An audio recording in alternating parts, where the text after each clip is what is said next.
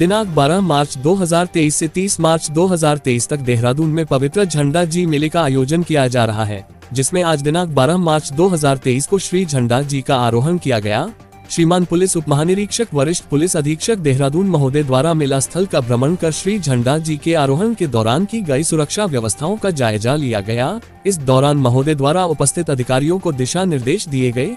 झंडा मेला परिसर में 62 सीसीटीवी कैमरे स्थापित किए गए हैं, जिनकी निगरानी हेतु मेला परिसर में ही सीसीटीवी रूम स्थापित किया गया है, जिनमें 24 घंटे 2 कांस्टेबल वायरलेस सेट के साथ मौजूद रहेंगे। उक्त दोनों कांस्टेबल सीसीटीवी विजुअल की निगरानी करते हुए भीड़ की स्थिति से लगातार सिटी कंट्रोल को अवगत कराते रहेंगे। भ्रमण कार्यक्रम के दौरान पुलिस अधीक्षक अपराध, पुलिस अधीक्षक नगर, क्षेत्राधिकारी नगर तथा अन्य अधिकारीगण मौजूद रहे। लोकसभा चुनाव नजदीक आते ही नेताओं में हलचल शुरू हो गई है। वहीं खानपुर से निर्दलीय विधायक उमेश कुमार की पत्नी सोनिया शर्मा जल्द ही बसपा ज्वाइन करने जा रही है, जिसकी पुष्टि खुद विधायक उमेश कुमार ने की है।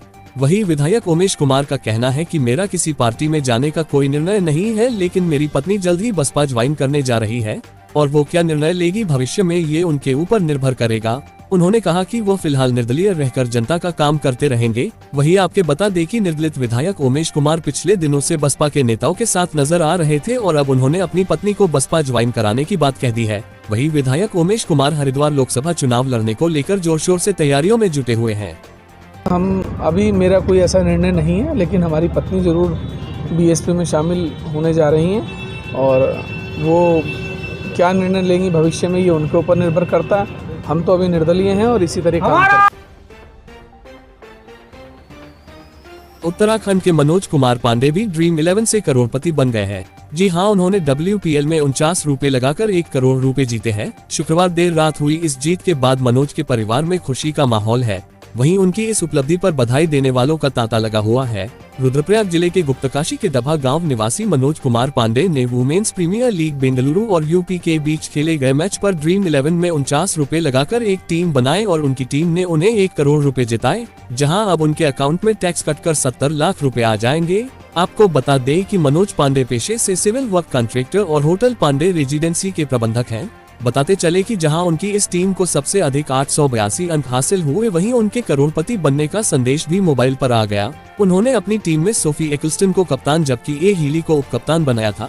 अपनी इस अभूतपूर्व उपलब्धि से जहां मनोज और उनके परिजन काफी खुश हैं, वहीं उनको बधाई देने वालों का भी तांता लगा हुआ है। मनोज ने इसे बाबा केदारनाथ का आशीर्वाद बताया है। वर्षों पुरानी चली आ रही रूढ़िवादी परंपरा को तोड़ते हुए अल्मोड़ा में 3 बेटियों ने अपने पिता की अर्थी को कंधा देकर सबको रुला दिया और इसके बाद शमशान घाट पर चिता को मुखाग्नि दी। पूरा नजारा देखकर किसी की आंख नम हो गई। प्राप्त जानकारी के मुताबिक बुधवार को अल्मोड़ा के रानीधारा निवासी SBI से प्रबंधक पद से रिटायर्ड बसंत बल्लभ पांडे की 85 वर्ष की उम्र में मृत्यु हो गई। बताया जा रहा है कि उनके पुत्र अधिवक्ता और पत्रकार दिनेश पांडे का कुछ वक्त पहले निधन हो गया था। बुधवार को बसंत बल्लभ का निधन भी हो गया। ऐसे में कंधा लगाने और चिता को मुखाग्नि देने की बात आई तो उनकी तीनों बेटियां सुनीता, भावना और भारती आगे आए। तीनों बहनों ने पिता की अर्थी को कंधा दिया। शव यात्रा के साथ तीनों बहनें विश्वनाथ शमशान घाट पहुंची और पिता की चिता को मुखाग्नि दी। बेटियों ने वर्षों से चली आ रही रूढ़िवादी सोच को तोड़ा। सुनीता पांडे ने कहा कि बेटियां भी किसी से कम नहीं होती हैं। उन्होंने अपने पिता का अंतिम संस्कार कर फर्ज निभाया है। बेटियों के आगे आने से समाज की रूढ़िवादी सोच भी आने वाले समय में खत्म होगी।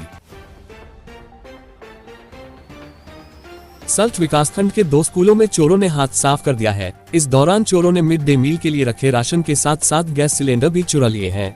मामले की सूचना विद्यालय के प्रधानाचार्य ने राजस्व पुलिस को दी है, जिसके बाद राजस्व पुलिस ने अज्ञात चोरों के खिलाफ मामला दर्ज कर तहकीकात शुरू कर दी है।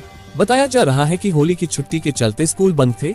इसी दौरान चोरों ने वारदात को अंजाम दिया है। चारों ने सल्ट ब्लॉक उच्चतर माध्यमिक विद्यालय मैथानी एवं उच्चतर माध्यमिक विद्यालय ओनरी के मिड डे मील वाले कमरे का ताला तोड़कर वहां रखा सारा सामान चुरा लिया। इस बात की जानकारी स्कूल प्रशासन को तब लगी जब शुक्रवार को स्कूल खुला और दोपहर में बच्चों के लिए मिड डे मील बनाने के लिए भोजन माता कक्ष में गयी। उन्हें वहां कुंडा टूटा दिखाई दिया और वहां रखा सभी सामान गायब देख उन्होंने इसकी जानकारी प्रधानाचार्य को दी, जिसके बाद राजकीय उच्चतर माध्यमिक विद्यालय मैथानी सल्ट के प्रधानाचार्य राजकुमार सिंह एवं अन्य अध्यापक कक्ष में पहुंचे और उन्होंने मामले की सूचना राजस्व पुलिस को दी। उन्होंने बताया कि चोरों ने कक्ष का ताला नहीं तोड़ा, लेकिन आरी से कुंडे को काटकर कक्ष में प्रवेश किया है। कक्ष के भीतर रखे गैस सिलेंडर, चूल्हा, बर्तन सहित कक्ष में रखा मिड डे मील का सभी राशन चोर ले गए हैं। मिड डे मील का सामान चोरी होने से दोनों विद्यालयों में शुक्रवार को बच्चों को भोजन भी नहीं मिल पाया है। इधर तहसीलदार दलीप सिंह ने बताया कि मामले की तहरीर दोनों विद्यालयों की ओर से मिली है। दोनों विद्यालयों में चोरी हुई है। क्षेत्र के राजस्व पुलिस निरीक्षक ने अज्ञात चोरों के खिलाफ मामला दर्ज कर लिया है। वहीं चोरी करने वाले अज्ञात लोगों के बारे में जानकारी जुटाई जा रही है। उत्तराखंड शासन ने लंबे वक्त से कार्यस्थल से अनुपस्थित चल रहे बी.डी. पांडे जिला चिकित्सालय नैनीताल के 2 चिकित्सकों के साथ ही राज्य के 92 चिकित्सकों की सेवाएं समाप्त कर दी हैं। इनमें बी.डी. पांडे जिला चिकित्सालय में फिजिशियन के तौर पर कार्यरत डॉक्टर संजीव प्रकाश व डॉक्टर दिव्यंत रावल शामिल हैं।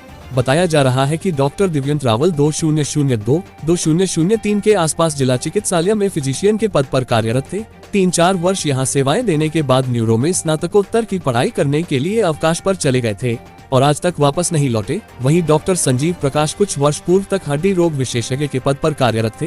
उन्होंने सेवानिवृत्ति के लिए आवेदन किया था, परंतु उनका वीआरएस स्वीकृत नहीं हुआ था। जिला चिकित्सालय के प्रमुख चिकित्सा अधीक्षक डॉक्टर LMS रावत ने बताया कि अभी आदेश औपचारिक तौर पर तो प्राप्त नहीं हुए हैं, अलबत्ता उन्होंने आदेश जारी होने की पुष्टि की है। आज की युवा पीढ़ी को नशे की लत बर्बाद कर रही है। इस लत को पूरा करने के लिए भले बुरे का जैसे इनको भान ही नहीं रहता। महज 23 साल के 2 युवाओं ने अपने नशे की लत को पूरा करने के लिए जान पहचान वाले घर में ही सेंध लगा दी। पकड़े जाने पर अपना अपराध कबूल करते हुए कहा कि हाँ, उन्होंने ही दीदी के घर चोरी की थी। 10 मार्च 2023 को आकांक्षा पत्नी सूरज थापा निवासी बद्रीपुरा हल्द्वानी द्वारा कोतवाली हल्द्वानी में आकर तहरीर दी कि 9 मार्च 2023 को अज्ञात चोरों द्वारा उनके घर की अलमारी में रखे आभूषणों चुरा लिए हैं। तहरीर के आधार पर कोतवाली हल्द्वानी में तत्काल धारा 380 भादवी के अंतर्गत अभियोग पंजीकृत किया गया। एसएसपी नैनीताल पंकज भट्ट द्वारा बद्रीपुरा हल्द्वानी क्षेत्र में हुई चोरी की घटना को अंजाम देने वाले आरोपियों को तत्काल गिरफ्तार कर मामले का खुलासा करने के निर्देश दिए, जिसके बाद अधिकारियों के दिशा निर्देशन में कोतवाल वीरेंद्र चौधरी के नेतृत्व में पुलिस टीम गठित की गई। टीम में धर्मेंद्र कुमार, चौकी प्रभारी हीरानगर कांस्टेबल पूरन मेहरा, ललित नाथ शामिल थे। इनके द्वारा क्षेत्र में पतारसी, सुरागरसी एवं मुखबिर मामूर किए गए। साथ ही घटनास्थल के आसपास लगे सीसीटीवी कैमरों को बारीकी से भली भांति अवलोकन किया। तलाशी के दौरान मुखबिर खास ने सूचना दी कि जिन लोगों ने आकांक्षा के घर चोरी की वह दोनों अभी रूपनगर को जाने वाले रास्ते की ओर जा रहे हैं। उक्त सूचना पर पुलिस टीम द्वारा तत्काल कार्यवाही करते हुए मुखबिर द्वारा बताए स्थान की ओर गए तो रूपनगर को जाने वाले रास्ते दोनों व्यक्ति पुलिस टीम को अपनी ओर आता देखकर भागने लगे, जिन्हें एक बार की दबिश देकर आवश्यक बल प्रयोग कर पुलिस टीम ने एक स्कूल के पास से गिरफ्तार कर लिया। पूछने पर योगेश ने बताया कि वह आकांक्षा उर्फ माही दीदी को काफी समय से जानता है। उसका आकांक्षा के घर पर भी आना जाना रहता है। वह नशे का आदी है तथा आए दिन नशा खरीदने के लिए पैसों की आवश्यकता पड़ती है। होली में उसके सारे पैसे खर्च हो गए थे, जिस कारण 9 मार्च को उन दोनों ने आकांक्षा उर्फ माही दीदी के घर से अलमारी में अंदर रखे उनके सोने के जेवर चुराए थे, जिन्हें आज वह बेचने के लिए जा रहे थे। पुलिस ने पूछताछ के बाद सागर व योगेश उपरोक्त से चोरी का माल बरामद होने पर अभियोग में धारा 411 IPC की बढ़ोतरी कर दी।